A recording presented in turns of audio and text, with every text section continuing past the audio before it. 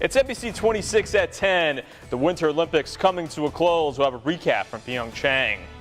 And a curling club in Northeast Wisconsin reacts to the historic gold medal win. Plus, we say goodbye to another season of sturgeon spearing. We have a look at the numbers from this year.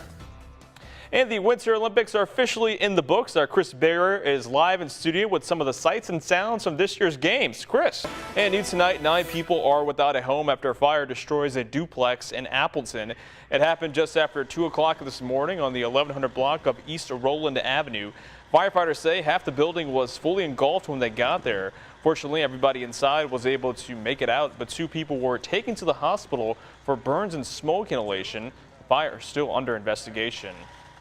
We are learning more tonight about the pilot killed in a plane crash that claimed 3 lives just outside of Indianapolis on Thursday night. That plane was supposed to land here in Green Bay. The pilot, Nathan Sari, was originally from Marquette, Michigan. His family says he was living in Bellevue for the last 2 months. New tonight, history in the making in Washington as hundreds of thousands of people gathered at the shadow of the Capitol demanding changes to gun laws in America. Well, a little cooler out there today, but those gusty winds really didn't help. Gino Recchi has a look at your first forecast. Gino, it's an age-old tradition that's still catching the eyes of many people right here in Northeast Wisconsin.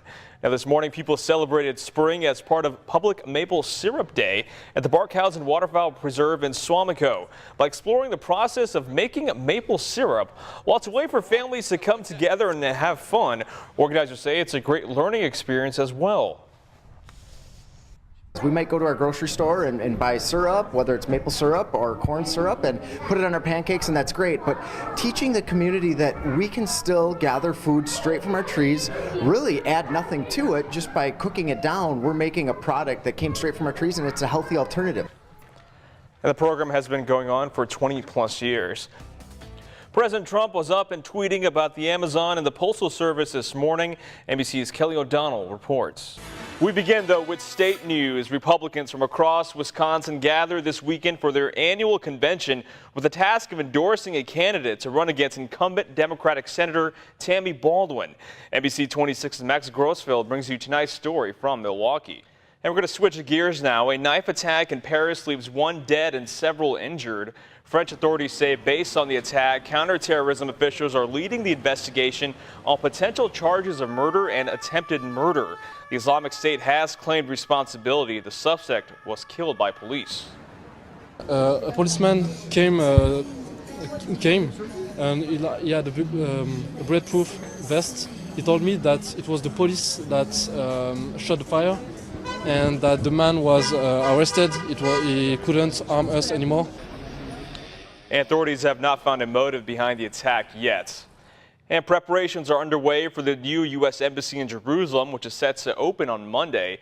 The new embassy will open with an initial staff of at least 50. The embassy is moving from Tel Aviv after President Trump officially recognized Jerusalem as Israel's capital. Around 800 guests are expected to attend the opening.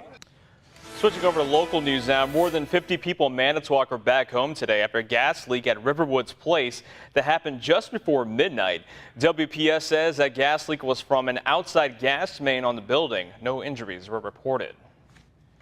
Staying in Manitowoc now, officials say 1 person has been treated and released after a fire at a duplex on the 1100 block of Marshall Street.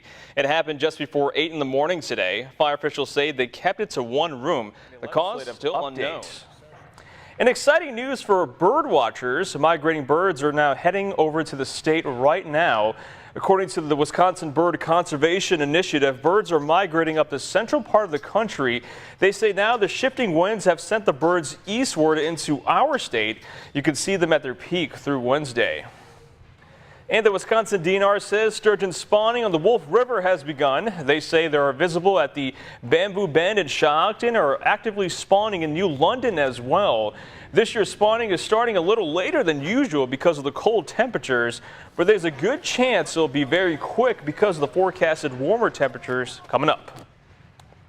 And the Packers and Cowboys are familiar foes on the gridiron, but this time it has very little to do with football and everything to do with saving a life.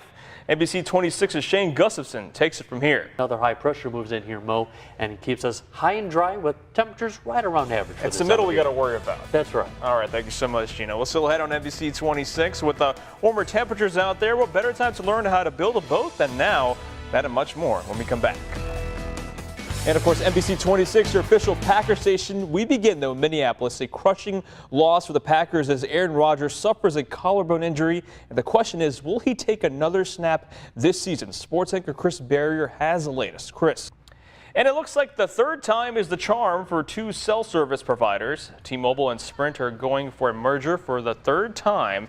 A deal between the two companies was announced today. If it is approved, the combined company would be worth at $146 billion. The last attempt at a merger fell through back in October. Well, that's going to do it for me tonight, but we're not done just yet. Sports Rewind with Chris Barrier and Kelly Price is up next.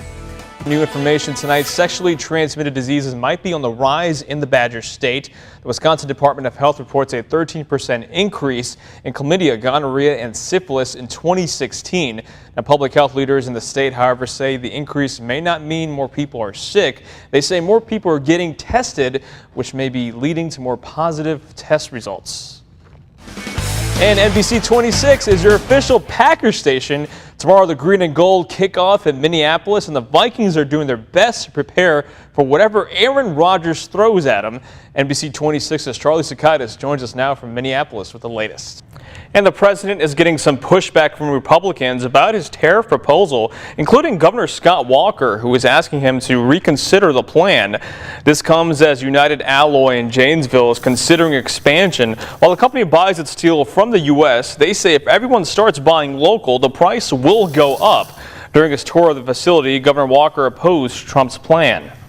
Specifically asking the president and his administration respectfully to rethink their position on tariffs, both on steel and aluminum. We think that would be disruptive for the marketplace across America.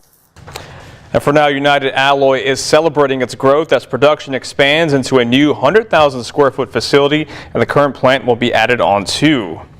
Some very good news from Parkland, Florida. Another victim of the shooting rampage is out of the hospital and recovering at home. Yesterday, Kyle Lamont was greeted by the paramedics who rescued him. When he got home, the whole street was full of firefighters who were also there to greet him. Lamont said he didn't think he'd make it out alive after a round from an AR-15 tore through his ankle. You have to be grateful you're alive. And that's what's boosting me up every single day. You're alive, you're alive, you're alive. And it's unclear if Kyle Lamont will be back to school anytime soon, but his friends say they can't wait.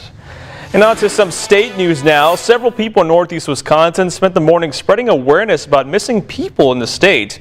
Nearly 200 pinwheels were put in the ground at Fox Valley Tech's Public Safety Training Center in Appleton. People we spoke with say it's a way to bring attention to every missing person in Wisconsin and highlight the 4th annual Missing Persons Awareness event. I think this is more eye-catching to people. And I do hope that they call the college and ask like what these pinwheels represent. And again, if that hopefully generates more people to attend the event, again, that's more people that we can provide awareness to of those that are missing.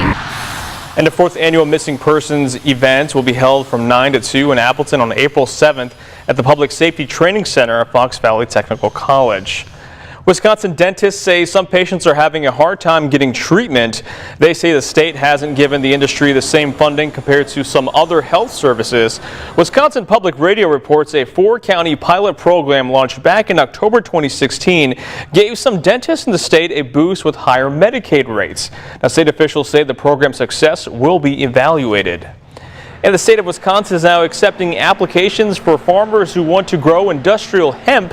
Hemp fiber and oil can be used in different products. Federal law doesn't explain the difference between hemp and marijuana, but Congress started to allow states to conduct research pilot programs 4 years ago.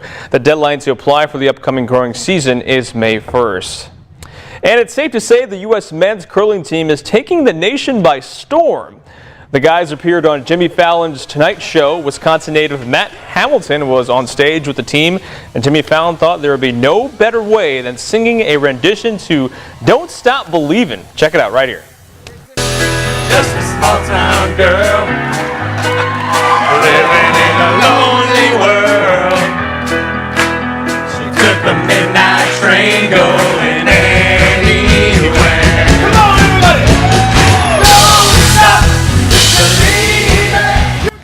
Yes, that song never gets old. Well, Team USA won the gold after being considered the underdogs of the Winter Olympic Games. And we'll be right back after the break. Stay with us.